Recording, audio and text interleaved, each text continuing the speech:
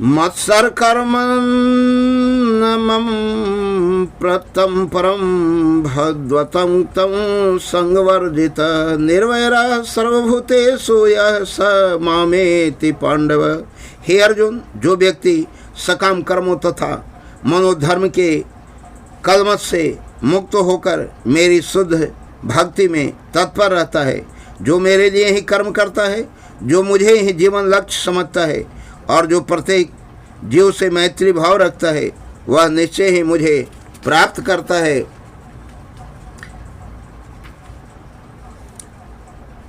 सारांश यह कि कृष्ण ने अपने क्षणभंगुर विश्व रूप के साथ साथ काल रूप को, जो सब कुछ भक्षण करने वाला है, और यहाँ तक कि चतुर्भुज विष्णु रूप को भी दिखलाया। इस तरह कृष्ण इन समस्त स्वरूपों के उद्गम हैं। ऐसा नहीं है कि वे आदि विश्व रूप या विष्णु की ही अभिव्यक्ति हैं, वे समस्त रूपों के उद्गम हैं। विष्णु तो हजारों लाखों हैं, लेकिन भक्त के लिए कृष्ण का कोई अन्य रूप उतना महत्वपूर्ण नहीं जितना कि मूल दो भुजे श्याम सुंदर रूप।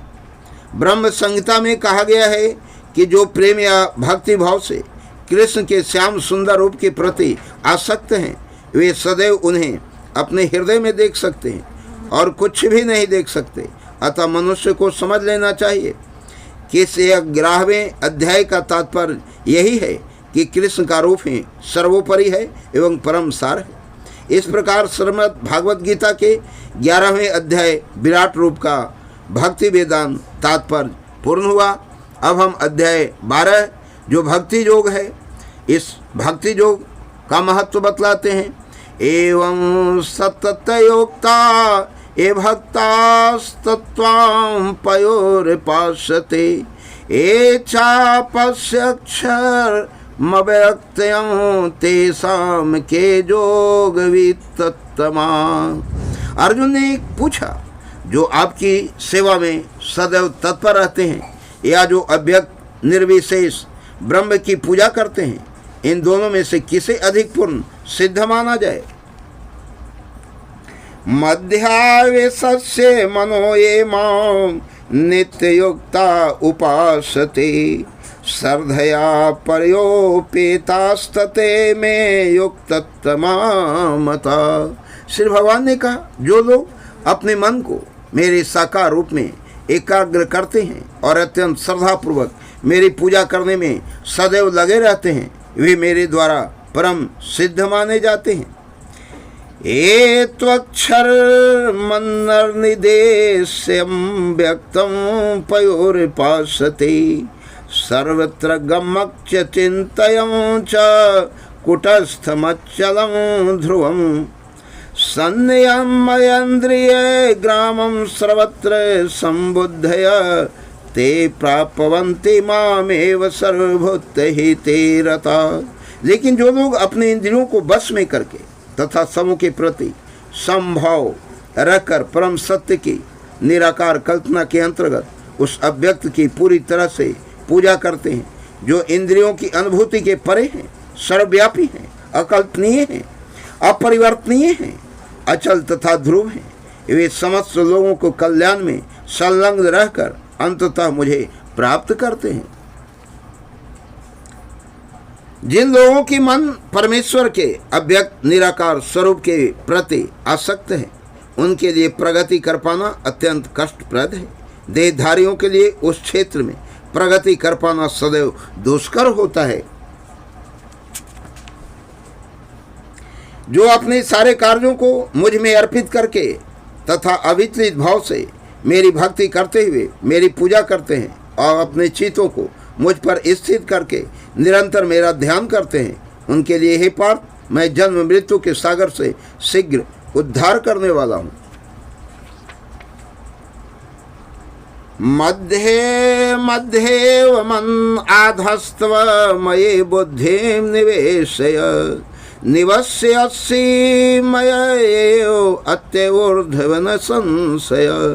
मुझ भगवान ने अपने चित्त को स्थिर करो और अपनी सारी बुद्धि मुझ में लगाओ, इस प्रकार तुम निस्संदेह मुझ में सदैव वास करोगे। अथ चितं समाधातुं न शक्नो से मयि स्थिरम् अभ्यास जोगेन ततो मामेक्षुताप्तुम धनंजय। हे अर्जुन, हे धनंजय, यदि तुम अपने चित्त को अविचल भाव से मुझ पर स्थिर नहीं कर सकते तो तुम भक्ति योग के विधि विधानों का पालन करो। इस प्रकार तुम मुझे प्राप्त करने की चाह उत्पन्न करो। यदि तुम भक्ति योग के विधि विधानों का भी अभ्यास नहीं कर सकते तो मेरे लिए कर्म करने का प्रयत्न करो, क्योंकि मेरे लिए कर्म करने से तुम पूर्ण अवस्था सिद्धि को प्राप्त होगे।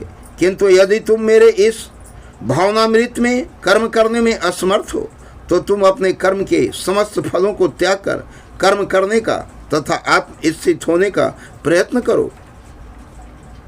यदि तुम यह अभ्यास नहीं कर सकते तो ज्ञान के अनुशीलन में लग जाओ, लेकिन ज्ञान से श्रेष्ठ ध्यान है और ध्यान से भी श्रेष्ठ है कर्म फलों का परित्याग, क्योंकि ऐसे त्याग से मनुष्य को मन शांति प्राप्त हो सकती है।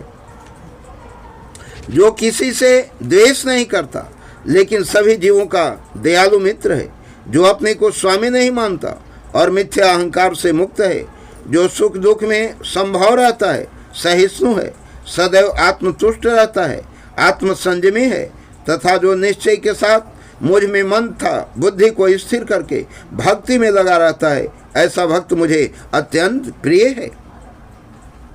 जिससे किसी को कष्ट नहीं पहुंचता तथा जो अन्य किसी के द्वारा विचलित नहीं किया जाता, जो सुख दुख में भय तथा चिंता में संभव रहता है, वह मुझे अत्यंत प्रिय है।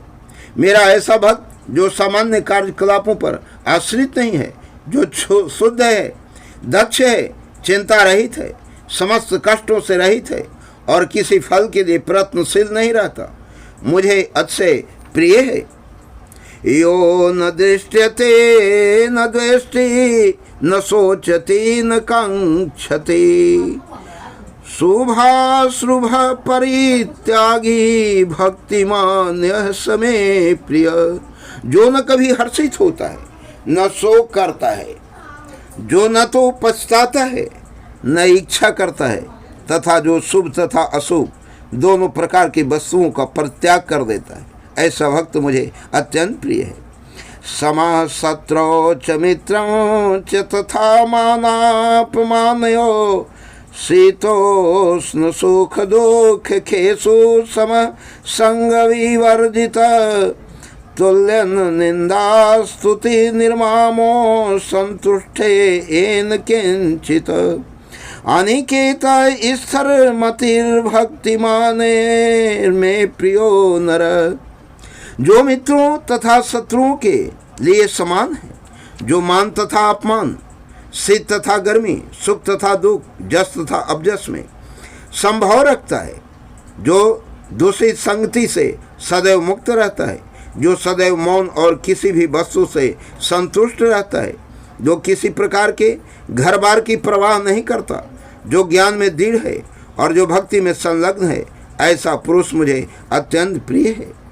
एतु धर्मामृतमिदं यथोक्तं पार्युपास्यते, श्रद्धा धानं मत्परां भक्तास्ते अतीव में प्रिया।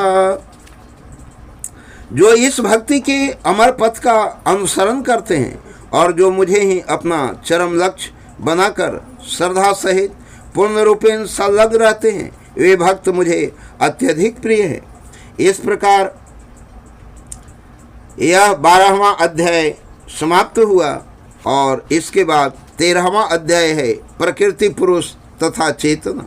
प्रकृतं पुरुषं चैव क्षेत्रं क्षेत्रज्ञमेव च, एतद्द्वेतुमिच्छामि ज्ञानं ज्ञेयं च केशव, इदं शरीरं कौन्तेय क्षेत्रमित्यभिधीयते, एतद्यदो वेति न प्राहुं क्षेत्रज्ञ इति तद्विद्व। अर्जुन ने कहा, हे कृष्ण, मैं प्रकृति एवं पुरुष, भोक्ता, क्षेत्र एवं क्षेत्रज्ञ तथा ज्ञान एवं ज्ञेय के विषय में जानने का इच्छुक हूँ। श्री भगवान ने कहा, हे कुंती पुत्र, यह शरीर क्षेत्र कहलाता है और इस क्षेत्र को जानने वाला क्षेत्रज्ञ है। हे भरतवंशी, तुम्हें ज्ञात होना चाहिए कि मैं भी समस्त शरीर में ज्ञाता भी हूँ, और इस शरीर तथा इसके ज्ञाता को जान लेना ज्ञान कहलाता है, ऐसा मेरा मत है। अब तुम मुझसे यह सब संक्षेप में सुनो कि कर्म क्षेत्र क्या है, यह किस प्रकार बना है, इसमें क्या परिवर्तन होते हैं, यह कहाँ से उत्पन्न होता है, इस कर्म क्षेत्र को जानने वाला कौन है और उसके क्या प्रभाव हैं। विभिन्न वैदिक ग्रंथों में विभिन्न ऋषियों में कार्यकलापों के क्षेत्र तथा उन कार्यकलापों के ज्ञाता के ज्ञान का वर्णन किया है। इसे विशेष रूप से वेदांत सूत्र में कार्य कारण के समस्त तर्क समेत प्रस्तुत किया गया है। पंच महाभूत, अहंकार, बुद्धि, अव्यक्त, तीनों गुणों की अप्रकट अवस्था, 10 इंद्रियां तथा मन, 5 इंद्रिय विषय, इच्छा, द्वेष, सुख, दुख, संघात, जीवन के लक्षण था धैर्य, इन सब को संक्षेप में कर्म का क्षेत्र तथा उसकी अंतःक्रियाएं विकार कहा जाता है। विनम्रता, दंभहीनता, अहिंसा, सहिष्णुता, सरलता, प्रामाणिक गुरु के पास जाना, पवित्रता, स्थिरता, आत्मसंयम, इंद्रिय तृप्ति के विषयों का परित्याग, अहंकार का भाव, जन्म, मृत्यु, वृद्धावस्था तथा रोग के दोषों की अनुभूति, वैराग्य, संतान, स्त्री, घर तथा अन्य वस्त्रों की ममता से मुक्ति, अच्छी तथा बुरी घटनाओं के प्रति संभव, मेरे प्रति निरंतर अनन्य भक्ति, एकांत स्थान में रहने की इच्छा, जन समूह से बिलगाव, आत्म साक्षात्कार की महत्ता को स्वीकारना तथा परम सत्य की दार्शनिक खोज, इन सब को मैं ज्ञान घोषित करता हूँ और इसके अतिरिक्त जो भी है वह सब अज्ञान है। जय हिंद, जय भारत।